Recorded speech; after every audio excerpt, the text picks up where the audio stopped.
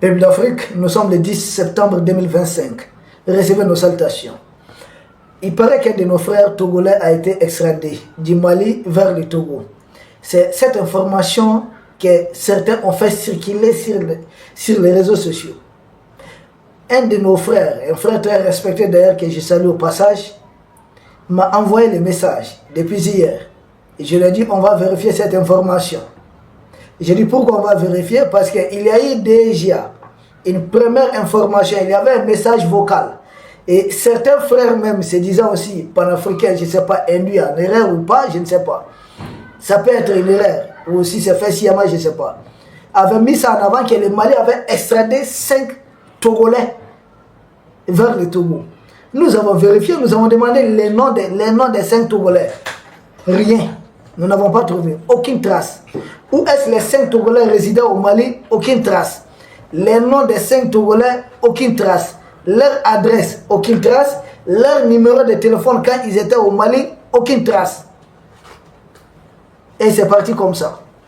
Nous avons vérifié, cherché à de gauche et à droite. Cette fois-ci, on nous sort un nom quand même. J'ai demandé où est-ce que ces frères togolais travaillent, parce que presque tous les Togolais qui sont au Mali travaillent. J'ai dit presque. J'ai dit où est-ce qu'il travaille? On a dit il est dans le domaine des bars, des restaurants. J'ai dit ok.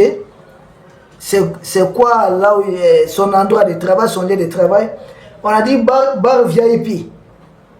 Dans un quartier de Bamako, je vais taire le nom, puisque l'information, elle est fausse finalement.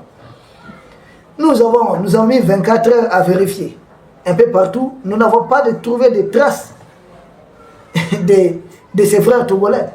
J'ai contacté le président de l'association des Togolais de Kati, que je connais personnellement. Il s'agit du frère Jérémy Lakou, que vous suivez souvent sur des plateformes. Je lui ai demandé de vérifier auprès des associations togolaises s'il y a un Togolais qui a été pris mini-militari, qui a été extradé vers le Togo. Il a mis 24 heures aussi, c'est-à-dire d'hier aujourd'hui, c'est hier qu'on m'a contacté. Jusqu'aujourd'hui, on n'a trouvé aucune association à déclarer. Pour le moment, en tout cas, nous n'avons pas eu cette information. S'il y en a, que le président de l'association nous contacte. Aucune association pour l'air des Togolais nous a contacté pour dire que voici le Togolais qui a été extradé. Nous avons dit un Togolais extradé, mais il habitait à Bamako. Son lieu de travail, l'adresse correcte, son nom dans quel registre, il résidait à Bamako, où ça? On a dit famille Jean aussi. Là encore, on a cherché en vain. J'ai dit, mais dans quelle famille il a résidé? Il n'avait pas d'amis au Mali, il n'avait pas de frères, il n'a pas un numéro de téléphone du Mali. Rien, aucune trace. Une information comme ça qu'on peut en fait circuler qu'un Malien a été extradé. Et ce qui est très grave, vous savez, voie d'extradition, on dit quoi? On dit c'est un avion militaire de Fort Gnassingbé qui est venu au Mali, à Bamako ici, prendre les frères togolais là et les ramener. Ah, j'ai dit donc Fort Gnassingbé a fait dépêcher un avion, chercher quelqu'un. Et j'ai dit ok, et qui est ce dernier? Il doit être vraiment connu. On ne le connaît pas. Vous qui me suivez, qui connaît la personne? Qui est ce grand influenceur togolais que personne ne connaît, mais qui a été extradé? Si Fort est venu le chercher, comme on dit un influenceur, sans doute il y a une de ses vidéos, il a fait quelque chose. Une de ses anciennes vidéos, une de ses anciennes publications, avec son identité. Et là encore, nous avons cherché les anciennes vidéos jusqu'à... Nous n'avons rien trouvé. Mais c'est quoi? Qu'est-ce que vous nous voulez finalement? Pourquoi ces mensonges? Pourquoi cette manipulation? Bon, on dit, Fort quand même envoyé un avion le chercher, que l'avion est venu à Bamako pour le ramener. J'ai dit, ok, quelqu'un que Fort envoie un avion chercher. J'ai dit, on l'a ramené au Togo, que oui, et qui s'est retrouvé dans une prison civile de Lomé là-bas, et que c'est de là-bas qu'il a enregistré le message vocal pour diffuser. Ah, j'ai dit, tiens bon, de vous à moi, vous connaissez suffisamment Fort, il n'a pas pitié. On a vu les dernières manifestations, comment il n'a pas hésité à mettre à mort nos frères et sœurs. Fort Gnassingbé va envoyer un avion militaire chercher quelqu'un, les ramener et les garder tranquillement dans une prison civile. Et cette personne va se mettre à enregistrer des messages vocaux, diffuser ça, répondre à des messages et cette personne n'est jamais inquiétée. Vous croyez vraiment à cette histoire? Quand un pouvoir envoie un militaire chercher quelqu'un, notre frère Alino, on n'a pas envoyé un avion les chercher. Ils l'ont pris en Côte d'Ivoire là-bas. Mais où est-ce qu'il était détenu? Où est-ce qu'il a trouvé la mort? Dans une école de gendarmerie. Comment quelqu'un qui va faire mobiliser un avion militaire et lui, il va se retrouver tranquillement, on dit dans une prison civile. J'ai dit, mais là, il a fait fort, hein? On a dit non, qu'il était d'abord au niveau des locaux des services de renseignement. Ensuite, j'ai dit donc, chez Fort, tu vas au niveau de sa sécurité d'État et puis tu vas dans la prison et tu témoignes. Tu te retrouves dans la prison civile tranquillement. Tu témoignes. Je dis, est-ce qu'on parle du même Fort Gnassingbé? Moi, c'est la question que je me pose. Est-ce qu'on parle réellement du même Fort Gnassingbé? Faites attention, hein? Arrêtez d'embarquer les pays de l'Est dans vos histoires.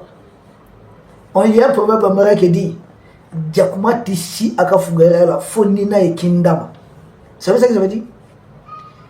Les chats refusent d'avouer sa forfaiture, sauf prétexter qu'il a été mordu par la souris. C'est simple. Un chat qui échoue face à une souris, allez raconter que non, c'est la souris là m'a mordu, c'est pourquoi j'ai pas pu la voir. C'est facile ça.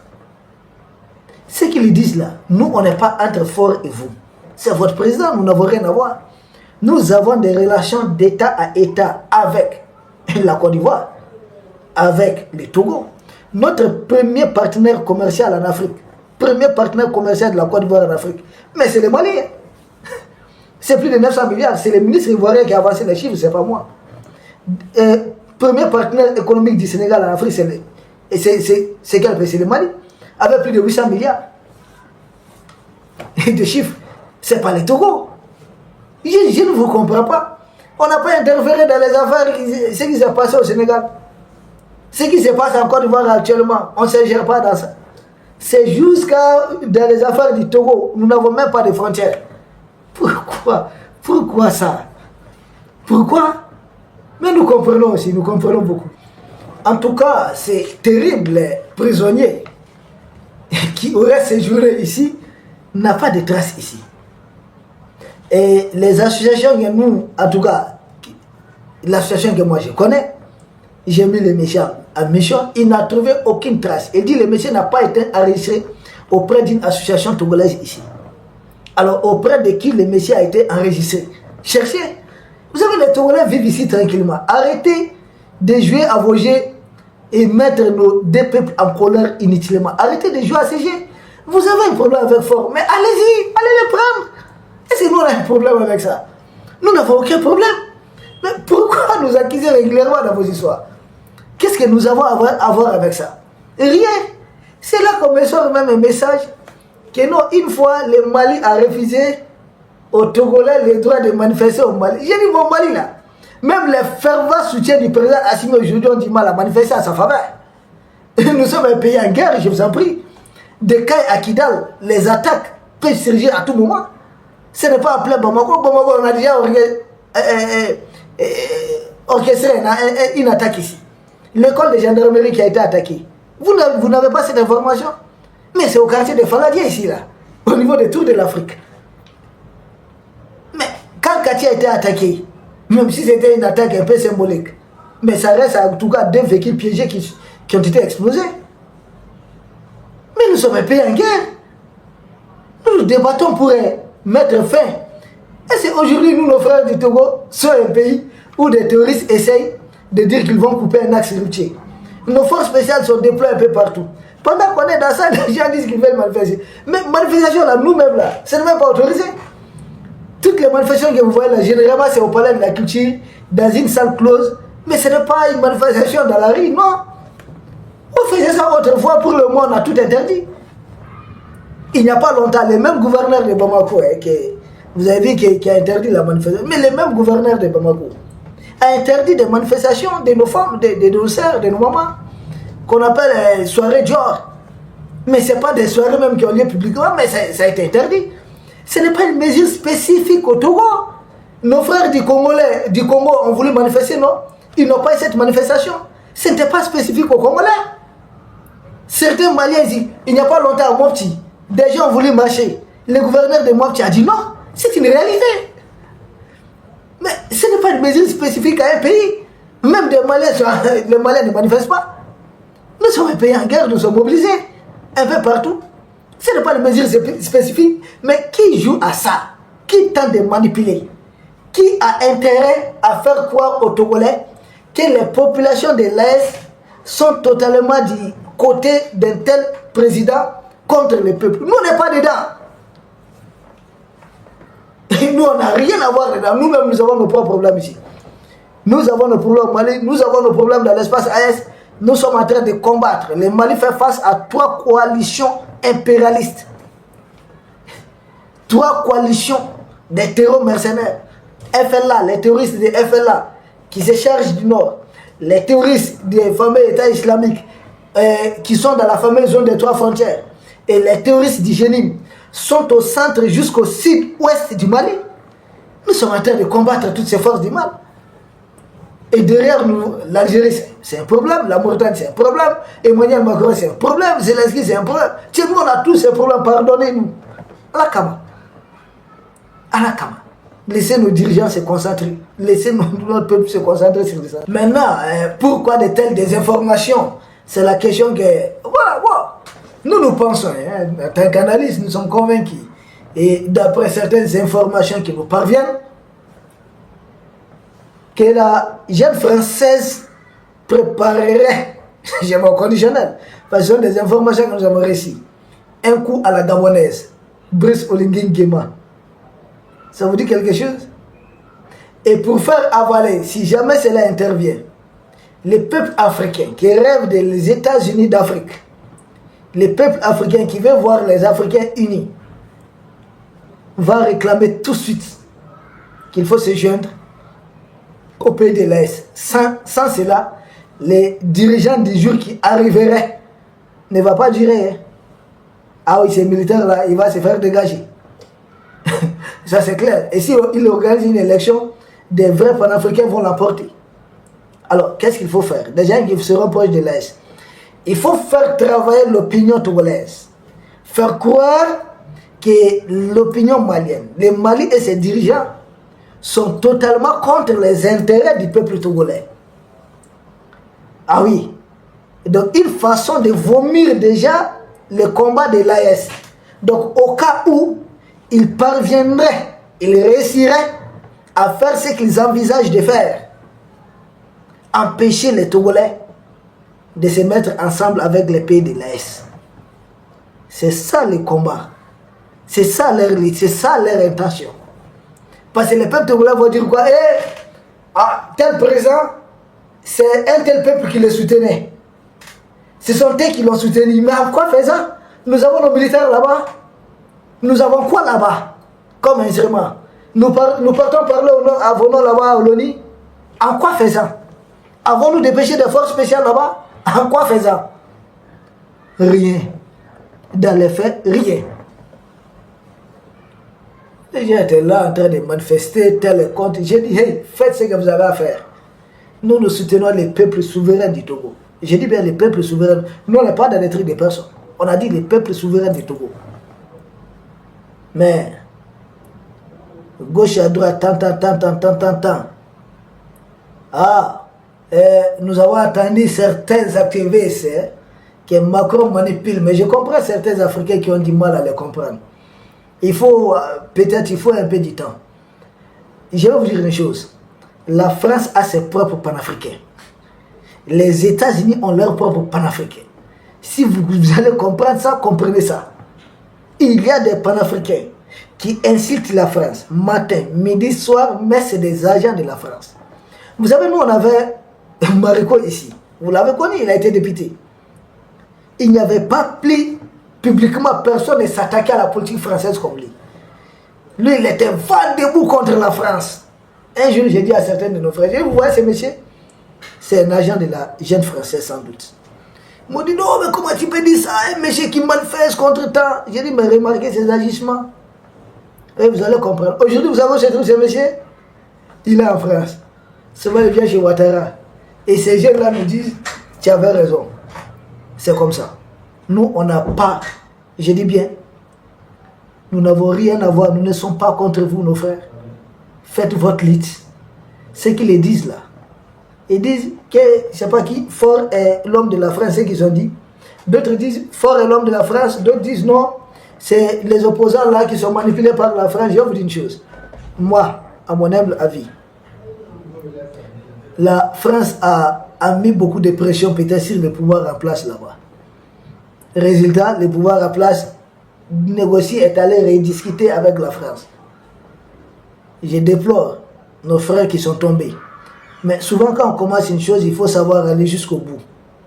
S'arrêter à mi-chemin et se mettre à accuser les autres là, ça ne passe pas. Nous aussi on pouvait nous arrêter à mi-chemin. Mais nous sommes allés jusqu'au bout. Les Burkinabés pouvaient s'arrêter au mi-chemin. Ils sont allés jusqu'au bout. Fort, c'est l'homme de tel hey. Bazoum là. Il y avait des Français là-bas pour les surveiller.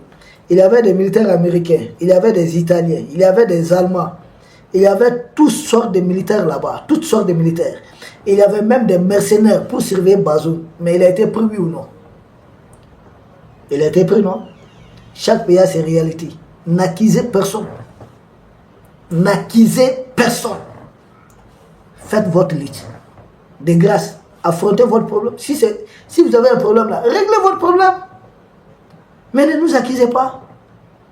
Est-ce qu'un jour les Nigériens ont dit, ah oui, on en veut vraiment aux Ivoiriens parce qu'il y a Bazoum et avec Ouattara ou bien je ne sais pas avec qui les Ivoiriens. C'est pas vrai.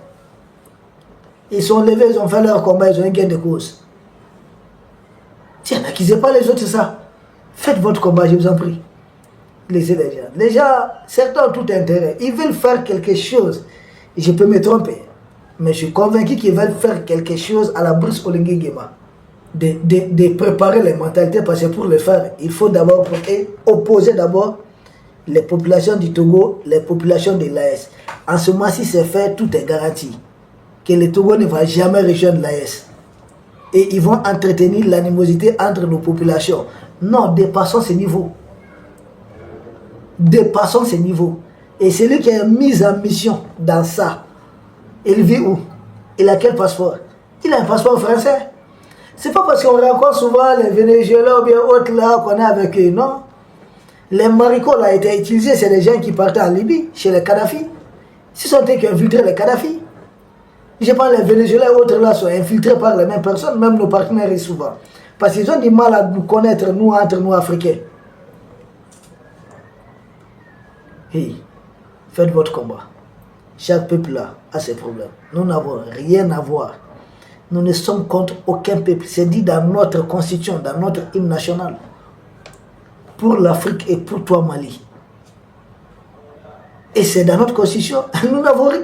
Nous sommes contre personne. C'est des mensonges, c'est des manipulations. Peuple d'Afrique, c'est de cela qu'on voulait vous dire. Surtout nos frères togolais. Nous avons vérifié de gauche à droite, de fond en comble. Rien. S'il y a quelqu'un qui connaît vraiment l'ancien numéro de téléphone de la personne, plus de preuves de la personne, donnez-nous ça. Et on va vérifier quelque chose. Mais pour le moment, nous n'avons aucune preuve. Nous avons vérifié un peu partout. Aucune trace de ces prétendus messieurs. Et j'ai vu quelqu'un qui a enregistré une vidéo. Mon frère, tu as quel élément de preuve? Il fallait avancer seulement un seul élément de preuve. Juste montrer que la personne était réellement à Bamako. Et en ce moment, on va vérifier si la personne est partie d'elle-même du Togo ou si la personne a été arrêtée et extradée. Est-ce que vraiment vous êtes convaincu?